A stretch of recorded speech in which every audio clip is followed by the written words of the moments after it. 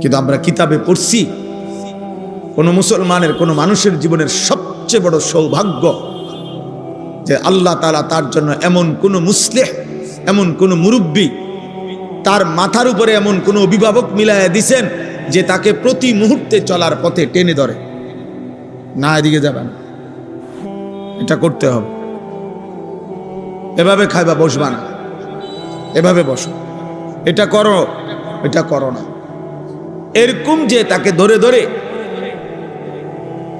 শুধরায়া দেয়, ঠিক করে দেয়। আল্লাহর কসম, কিতাবের মধ্যে আছে ওই মানুষটাই ভাগ্যবান, আল্লাহ যার মাথার উপর একজন অভিভাবক দিয়েছে। সিরাতাল্লাযীনা আনআমতা আলাইহিম, সিরাতাল্লাযীনা আনআমতা আলাইহিম। আল্লাহ শিখাইছেন বান্দা আমাকে এভাবে ডাকো, বলো আল্লাহ আপনি আমাকে সিরাতে মুস্তাকিম দেন, আপনি আমাকে সরল সঠিক জান্নাতের রাস্তা দেখান।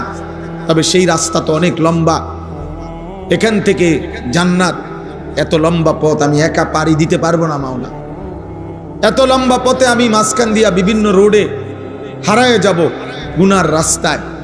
কাজে সিরাতাল্লাযীনা আনআমতা আলাইহিম, আমার আগে আপনি যাদেরকে এমন পথ দেখাইছেন যে এই সিরাতে মুস্তাকিমের পথে পরিচালিত করেছেন, আপনার এমন কোন প্রিয় বান্দা আমারে দেখায় দেন, মিলায়া দেন, যার পিছনে চলে চলে সিরাতে মুস্তাকিমের উপরে আমি জান্নাতে চলে যাব।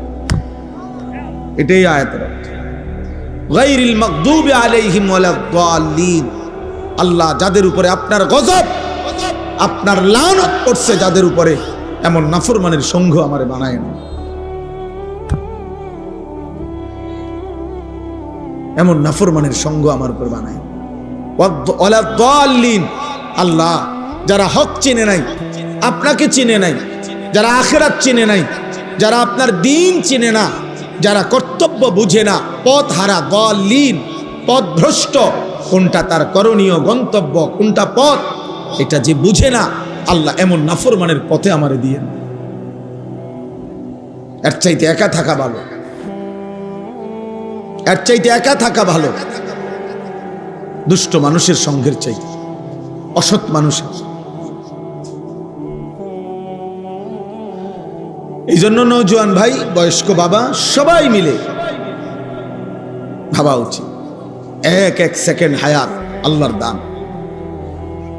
আমরা কিতাবে পড়ছি, তাফসীরে আছে, প্রত্যেক মানুষের হায়াত, প্রত্যেক মানুষের সময়, প্রত্যেক মানুষের জীবন, ঘন্টা, মিনিট, সেকেন্ড, দিন, সপ্তাহ, মাস, বছর, এইটা আল্লাহ তাআলা তার বিরুদ্ধে আল্লাহ তাআলা দলিল হিসাবে পেশ করবেন। প্রত্যেক মানুষের হায়াত তার বিরুদ্ধে দলিল, প্রত্যেক মানুষের অঙ্গ প্রত্যঙ্গ তার বিরুদ্ধে দলিল। কোরআন শরীফ আছে, ওয়া শাহিদা আলাইহিম সামউহুম ওয়া আবসারুহুম ওয়া জুলুদুহুম বিমা কানু ইয়ামালুন। আল্লাহ তাআলা বলেন নাফরমানের কান, চোখ এবং সমস্ত চামড়া, আমাদের সারা দেহই চামড়ায় আবৃত, চামড়া নাই এমন কোনো অংশ নাই, সারা দেহই একটা চামড়ায় আবৃত না। তো আল্লাহ তাআলা বলেন ওয়া জুলুদুহুম, তাদের চামড়া আমি আল্লাহর সামনে তাদের পুরা জিন্দেগীর যা করেছে তা সাক্ষ্য দিবে। শাহিদা আলাইহিম, আরবিতে এই আলা শব্দ বিরুদ্ধে, তার বিপরীতে সাক্ষ্য দিবে।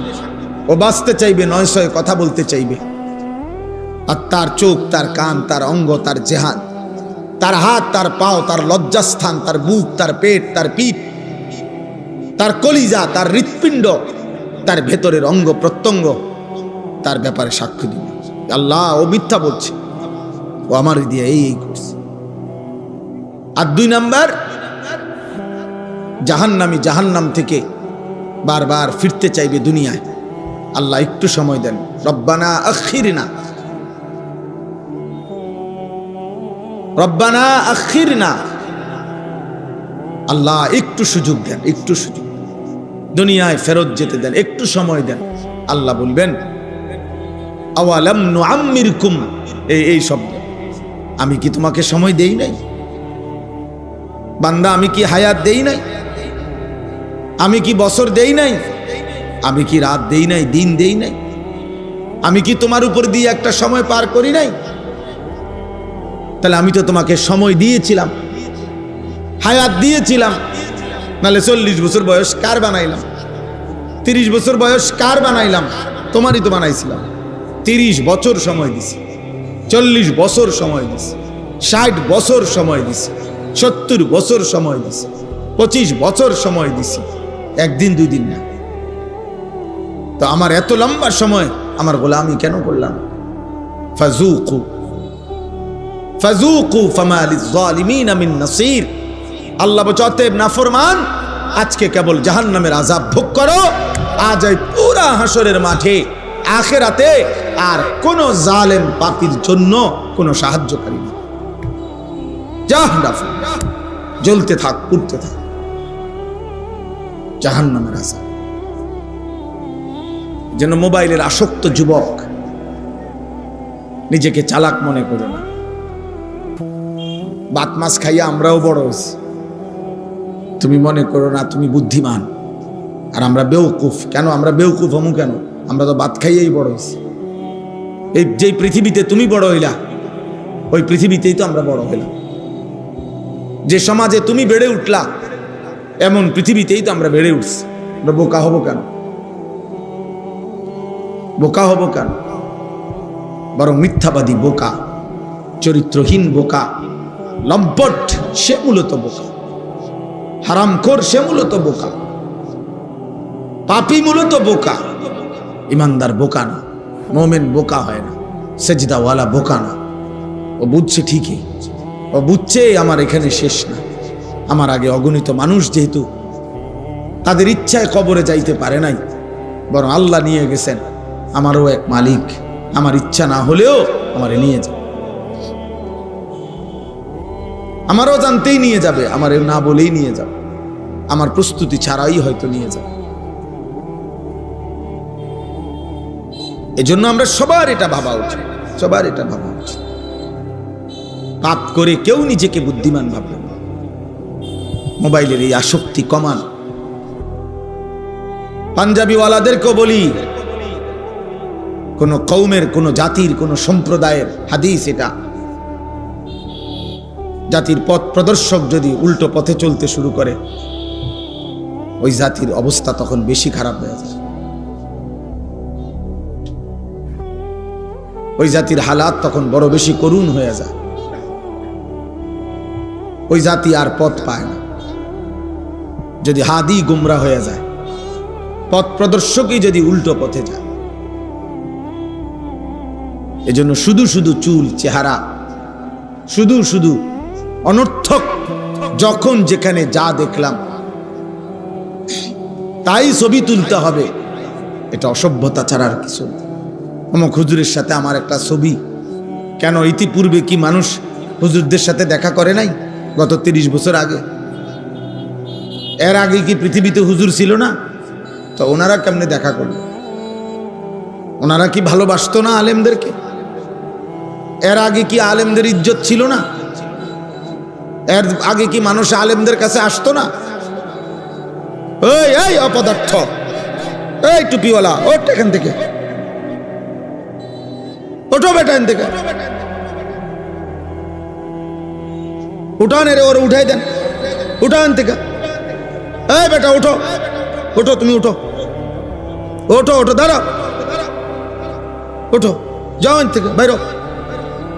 আবারও বাইরো না কেন? বাইরো বেটা, এখন কেমন লাগে দেখ বেটা। পাঞ্জাবিওয়ালা ফালতু কোথাকার। যাও বেটা যাও, তোমার ওয়াজ শুনতে হবে না। জি বাপ, এটা ফিকির করেন। একটা জাতির চোখের সামনে বুঝি ধ্বংস হয়ে যাবে। একটা জাতির যুব সমাজ বুঝি আমাদের এত মানুষ, এত প্রযুক্তি, এত আধুনিকতা, এত অর্থ, এত প্রাচুর্য, এত ঘর, এত দালান, বিল্ডিং, সব কিছু সুন্দর, সব কিছুই এখন আরামদায়ক, কত সুন্দর সুন্দর ব্যবস্থাপনা। মনে করেন একটা মাদ্রাসার বোর্ডিং এ এখন 3 বেলা খানা খাওয়া। আমরা পুরা ছাত্র জীবন কোনোদিন 3 বেলা খানা খাই না। পুরা ছাত্র জীবনে আমি কোনোদিন দেখি নাই 3 বেলা খানা খাই। আমাকে আমলে এমন ছিল? এটা ছিল না।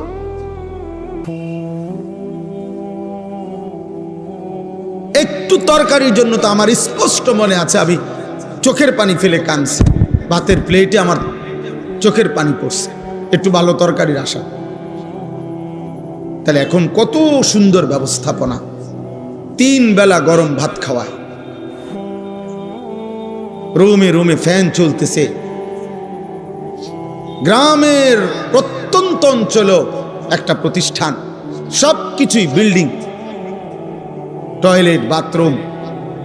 আমি কাঁদতাম ছাত্র জীবনে। আমার মনে আছে আমি প্রথম যে বাড়িতে লজিং ছিলাম, এরা ঘর এখান থেকে জামাল ভাই কম পক্ষে ও এই পুরা প্যান্ডেল পার হইয়া আরো 2টা প্যান্ডেল সমান হইব দূরে, সুপারি গাছের ভিতরে হ্যাগো টয়লেট আগের দিনে।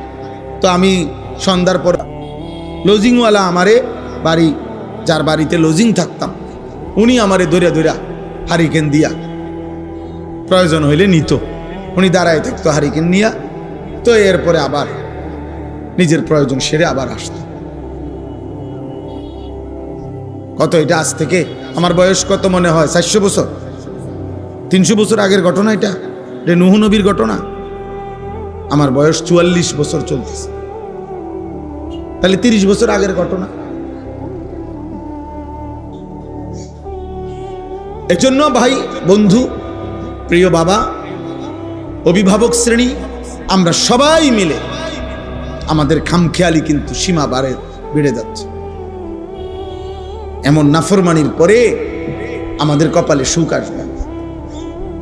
এত গুনাহ, এত পাপ, এত নারী, এত ছবি, এত জিনা, এত ব্যভিচার, এত মদ, এত জুয়া, আমাদের বোনদের, আমাদের মাদের এত বেপরদিগি, আমাদের নিরাপত্তা, আমাদের স্বস্তি, আমাদের শান্তি, সুখ কেড়ে নিচ্ছে। আমাদের উপরে বড়সড় আযাব আসবে, বড়সড় আযাব আসবে, বড়সড় মুসিবত আসবে। আমি এইমাত্র এই হাদিস পড়ছি, আল্লাহর নবী সাল্লাল্লাহু আলাইহি ওয়াসাল্লামের বিশুদ্ধ হাদিস, তিরমিজি শরীফের হাদিস। নবীজি বলেন, লা ইয়াকুনু ফি উম্মতি খাসফুন ওয়া কাসফুন ওয়া মাসখুন। ফি উম্মতি বলছেন, আমার উম্মতের মধ্যে শেষ জামানায় 3টা বড় বড় আযাব আসবে। 1 নাম্বার হলো মাটি ধসিয়ে দেওয়া হবে, 2 নাম্বার হলো পাথরের বৃষ্টি বর্ষণ হবে, 3 নাম্বার হলো চেহারা বিকৃত করে দেওয়া হবে। সাহাবারা জিজ্ঞেস করছেন, কিলা ইয়া রাসূলুল্লাহ মাতা, এমনটা কখন হবে? আল্লাহর নবী সাল্লাল্লাহু আলাইহি সাল্লাম বলেন, ইজা যাহারাতিল কাইনাত, যখন গায়িকা, গানের আসর বেড়ে যাবে, ওয়াল মাআজিফ, যখন বাদ্যযন্ত্র বেড়ে যাবে, ওয়াস্তাহাল্লাতিল খামরা, এবং লোকেরা মদ খাওয়াকে স্বাভাবিক মনে করবে, মনে হবে যেন হালাল, নেশাকে হালালের মতো মনে করবে। গায়িকা, বাদ্যযন্ত্র, গান, বাদ্য, নারী, নর্তকী, নৃত্য, এটা যখন ব্যাপক হারে বেড়ে যাবে, লক্ষ লক্ষ যুবকের চেহারার দিকে ইমানদার তাকিয়ে দেখেন, 16 বছরের চেহারা কতটা কালো হয়ে আছে। 18 বছর মাত্র বয়স, সাফা ভিতরে ঢুকে গেছে, কড়িমড়ি ভিতরে ঢুকে গেছে। হ্যাঁ, বুঝায় যায় গুনাহ নাফরমানকে অন্ধকার বানায় ফেলছে। চেহারার মধ্যে কোনো দয়া, মায়া, ভালোবাসা, আদর, সোহাগের, ভদ্রতার কোনো চিহ্ন নেই। কে মা, কে বাবা, কে অভিভাবক, কিচ্ছুর খবর নেই। চুল রাখছে বেঈমানের মতো, চলাফেরা বেঈমানের মতো, মুশরিকের মতো।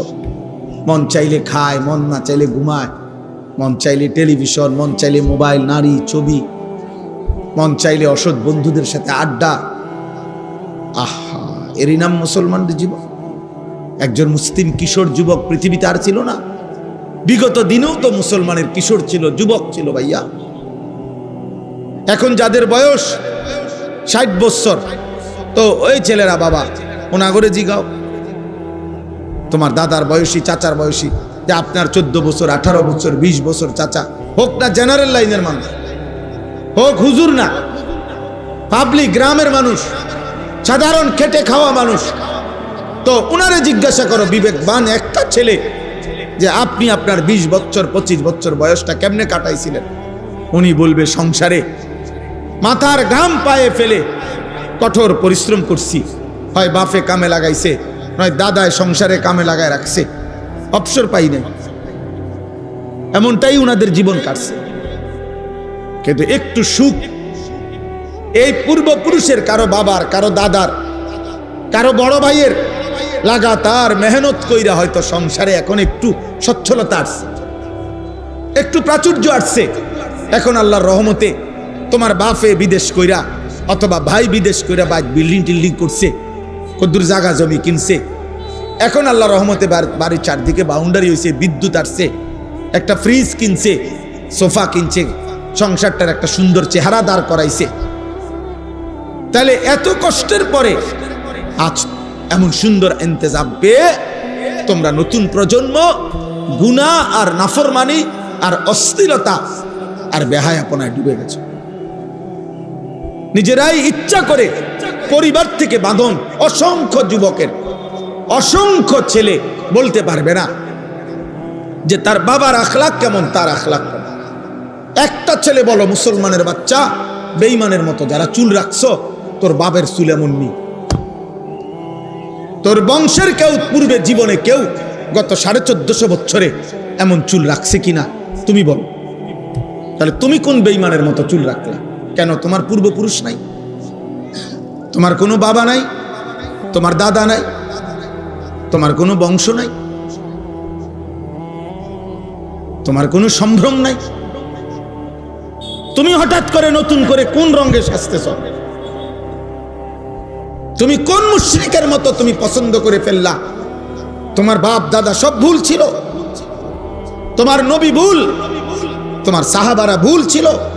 এত সাহাবা, এত আউলিয়া, এত উলামা, যুগ যুগ ধরে তারা সব অভদ্র, তারা সবার রুচি নাই, তাদের কারো কাছে কোনো সৌন্দর্য নাই। বেঈমানের কাছে সৌন্দর্য, কোনো খেলোয়াড়, কোনো নর্তকী, কোনো টিকটকের অসৎ চরিত্রবান যুবক, আহা কামডা করলা কি? এত ফালতু কাজে, এত বেহুদা কাজে, এত অনর্থক কাজে জীবন নষ্ট করা, এটা ইমানদারের স্বভাব না। আমার শায়েখ আল্লামা মুফতি মুশতাকুন নবী কাসিমি হুজুর বলে, এক ইমানদারের উচিত যে আমি আমার জীবনটা হয় দুনিয়াবি কাজেই ব্যস্ত রাখবো, আর যখনই কাজ শেষ তখনই আমি আমার আল্লাহর জিকির, আমার আল্লাহর ইবাদতেই মগ্ন থাকবো।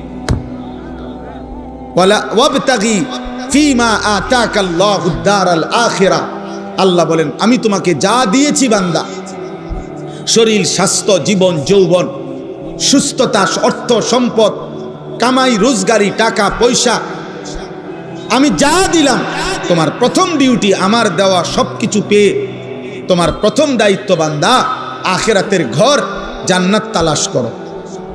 আল্লাহ বলছে 2 নাম্বার, ওয়ালা তানসা নাসীবাকা মিনাদ দুনিয়া। হ্যাঁ, শুধু আখিরাত তালাশ করতে গিয়ে তোমার দুনিয়ার প্রয়োজন ভুলে যেও না। তোমার একটা সংসার আছে, তোমার স্ত্রী আছে, তোমার সংসার হবে, তোমার ছেলে মেয়ে হবে, তোমার একটা ঘর দরকার, তোমার একটু আরাম দরকার, তোমার একটা ফ্যান দরকার, তোমার রুমের মধ্যে একটা এসি হলে আরো ভালো হইতো, তোমার একটা ফ্রিজ দরকার, তোমার দরজাটার মধ্যে কলাপসিবল গেট দরকার, তোমার একটা মোটরসাইকেল হলে আরাম হইতো, তোমার একটা গাড়ি হইলে আরাম হইতো, তোমার আরেকটু টাকা পয়সা হইলে বাচ্চা কাচ্চাগুলো একটু আরামে চলতে পারতো। তো ঠিক আছে, আল্লাহ বলছেন আমি তো এটা নিষেধ করি না, তোমার দুনিয়ার প্রয়োজন তুমি ভুলে যেও না, রোজগার করো, হালাল উপার্জন করো, আমি আল্লাহ দেব। তো ইন্নাল্লাহা ইয়ারযুকু মান ইয়াশাউ বিগাইরি হিসাব, আল্লাহ বলেন নিশ্চয়ই আল্লাহ যাকে চান তাকে হিসাব ছাড়া রিজিক দান করে। আল্লাহ দেবে তো, আল্লাহ তাআলা বলছেন ভাগ করে দিয়েছেন, তো হয় কাজ করো নয় আমল করো। শায়েখ এজন্য বলেন যে কাজের মধ্যে থাকবে বান্দা। তো কাজ, নামাজের ওয়াক্ত হইছে, সাথে সাথে নামাজ, নামাজ শেষ আবার কাজ, আল্লাহ তাআলা বলছে ফাইজা কুদিয়াতিস সালাহ ফান্তাশিরু ফিল আরদ ওয়াবতাগু মিন ফাদলিল্লাহ। আমার বান্দা আজান হইছে, ফাসআউ ইলা যিকরিল্লাহ, আসো নামাজে চলে আসো। ওয়াজারুল বাই', বেচা কিনা বন্ধ করো, উপার্জন বন্ধ করো। আবার পরের আয়াতে আল্লাহ বলছে ফাইজা কুদিয়াতিস সালাহ, নামাজ শেষ, ফান্তাশিরু ফিল আরদ, আবার জমিনে ছড়িয়ে পড়ো, ওয়াবতাগু মিন ফাদলিল্লাহ, আমার দেওয়া রিজিক তালাশ করো। কি চমৎকার দিন এক ইসলাম বেটা। আরে অপদার্থ বুঝলি না বাপ, আহা একটা ছবির জন্য জীবন শেষ করে দিল।